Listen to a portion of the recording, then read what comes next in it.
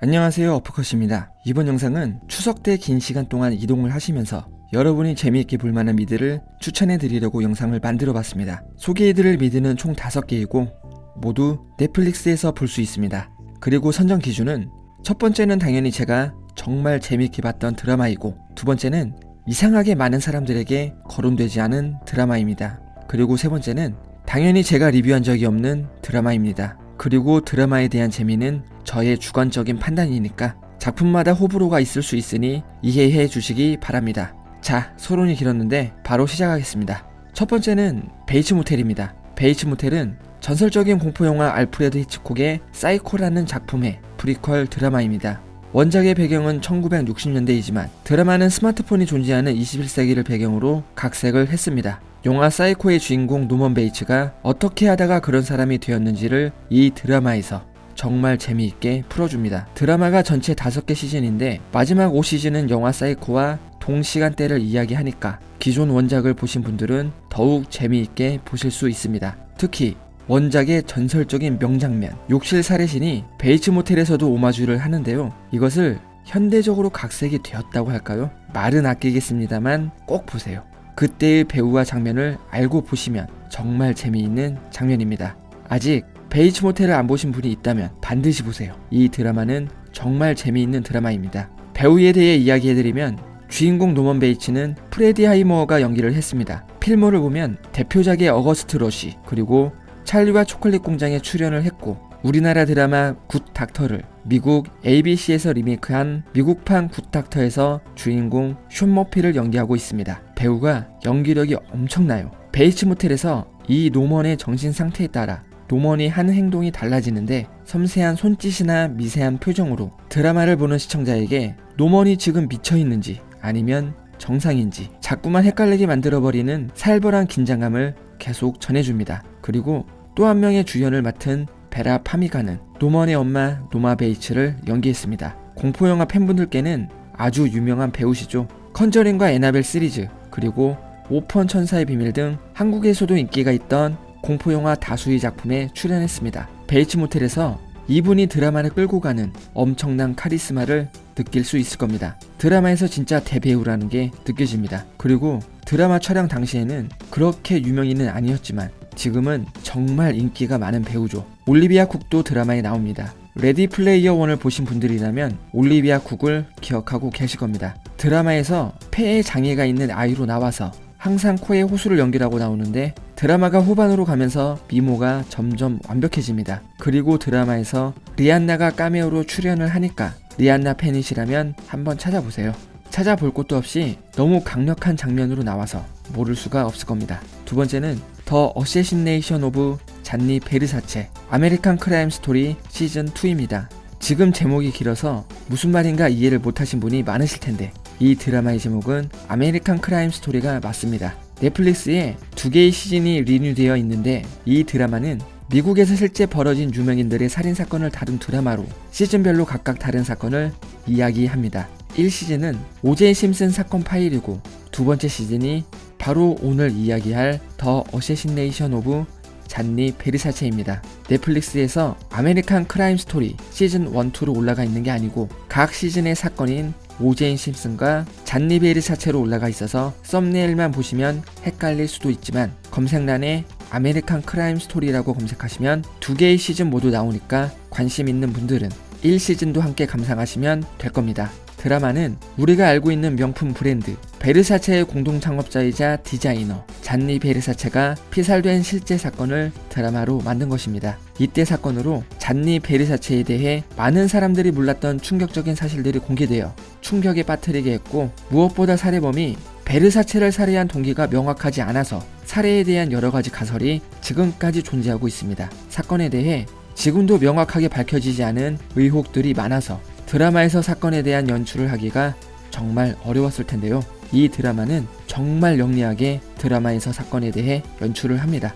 어느 한쪽으로 치우쳐지지 않은, 아직도 밝혀지지 않은 것들과 명확하지 않은 의혹까지 빠뜨리지 않고 드라마에서 다뤄주며 사건을 사실 그대로 받아들일 수 있게 해줍니다. 이 드라마가 흥미로운 점은 사건이 발생했던 시대에서는 범인의 반사회성 인격 장애가 주목을 받지 못하던 시대였지만 지금 이 사건을 되돌아보면 우리가 가장 많이 들어봤던 사이코패스에 대한 특징인 공감 능력 부족, 양심의 가책 결여, 충동적이고 지루함을 참지 못한다는 등의 사이코패스의 교과적인 특징이 모두 들어맞는 사이코패스의 교과서적인 인물입니다. 드라마에서 앤드류 커네넌을 연기한 데런 크리스는 이런 특징을 정말 잘 살려서 연기를 했습니다. 펍에서 TV를 보는데 공감 능력이 결여된 사이코패스라서 어떤 표정으로 TV를 봐야 할지 몰라서 주변 사람의 표정을 보고 똑같이 흉내내며 TV를 보는 장면을 보고 사람이 아닌 것 같은 느낌을 받아 큰 충격을 받았습니다. 그만큼 드라마에서 연기가 정말 좋았습니다. 드라마를 보다 보면 데런 크리스의 매력에 빠지는 분들이 많으실 겁니다. 미드를 좋아하시는 분들이라면 글리에서도 데런 크리스가 나왔던 걸 기억하실 겁니다. 세 번째는 How to Get Away with Murder입니다. 한국말로 직역을 해보면 살인을 피하는 방법이라고 할 수 있겠네요. 드라마의 내용은 제목 그대로입니다. 미들턴 로스쿨에서 교수를 맡고 있는 전설적인 변호사 애널리스 키팅은 자신의 수업에서 우수한 5명의 학생을 선별하여 자신이 일하고 있는 변호사 사무실에서 현장 경험을 쌓게 해주고 있습니다. 당연히 이 5명이 드라마의 주인공이고요. 문제는 1시즌부터 이 철없는 사고뭉치들이 여러가지 사건에 엮이면서 심지어는 살인까지 하게 됩니다. 매 시즌마다 주인공들과 관련된 커다란 살인사건이 벌어지고 그 사건의 살해 혐의를 피하는 것이 시즌의 최종 목표가 됩니다. 그리고 에피소드마다 변호사 사무실에서 반전의 반전이 일어나는 작은 사건들의 이야기를 다루기도 합니다. 당연히 드라마를 끌고 가는 것은 학생들이 싼 똥을 다 치워가면서도 은근히 자신이 폭탄이 되기도 하는 애널리스 키팅을 연기한 비올라 데이비스입니다. 비올라 데이비스는 2015년에 에미상 시상식에서 흑인 최초로 여우주연상을 수상했고 2017년에는 아카데미 여우조연상을 수상하는 등 대배우라는 평가가 어색하지 않은 인물입니다. 비올라 데이비스의 내공 깊은 연기를 보고 싶으시다면 강력하게 추천드립니다. 네 번째는 너의 모든 것입니다. 제가 구독자 50명 미만일 때 이 드라마 리뷰 영상을 올리긴 했었는데 너무 부끄러워서 얼마 전에 삭제를 했습니다. 그렇기에 이번에 소개를 해드리려고 합니다. 이 드라마가 정말 특이한 특징이 있는데요. 주인공이 여주에게 하는 행동이 집착을 넘어 스토커 수준까지 가게 되는데도 이상하게 주인공의 행동을 응원하게 되는 길티 플레저 심리가 명확하게 느껴지는 드라마입니다.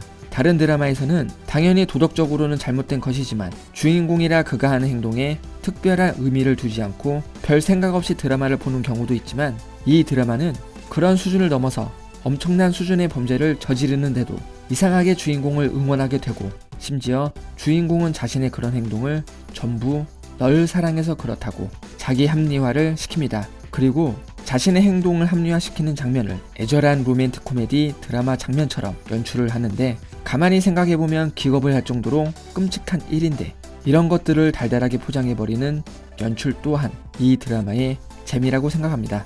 그리고 이런 범죄에 대한 죄책감을 느끼지 않는 것이 사이코패스여서 그런 것이 아니냐는 이야기가 있지만 저는 이 드라마가 표현하고자 하는 것은 주인공이 사이코패스라는 것보다 드라마를 시청하는 사람에게 느껴지는 길티 플레저가 더 중요하다 생각합니다. 1시즌에서 여주를 연기한 엘리자베스 레일이 드라마에서 정말 아름답게 나옵니다. 그녀가 연기하는 귀네비어 백은 상식을 갖춘 여성처럼 보이지만 겉으로 미소 짓는 착한 미소와는 다르게 속으로는 따질 것 다 따지는 속물 근성이 있는 사람이죠. 오는 남자 막지 않는 바람기도 많은 여성이어서 이런 답답한 설정 때문에 주인공의 그런 파렴치한 행동에 시청자가 공감하고 응원을 할 수 있는 것 같습니다. 마지막 5번째는 부패의 메커니즘입니다. 이번 드라마도 실화입니다.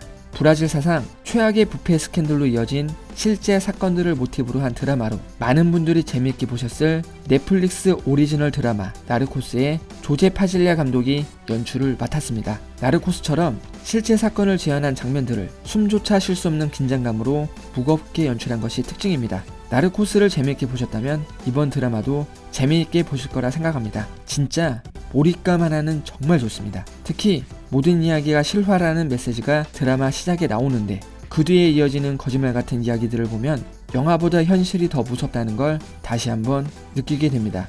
제목에서 알 수 있다시피 부패에 대한 적나라한 표현과 사상과 이념을 넘어 사회와 국가에 만연한 부패의 굴레를 벗어나고자 했던 그 당시의 젊은이들을 바라보고 있는 우리에게 드라마가 던져주는 메시지가 가슴 아프게 박히는 드라마입니다.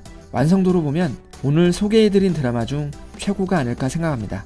이렇게 추석 특집으로 넷플릭스 추천 미들 5가지를 추천해드렸는데요. 아마 이 드라마 전부 보신 분도 계실 겁니다.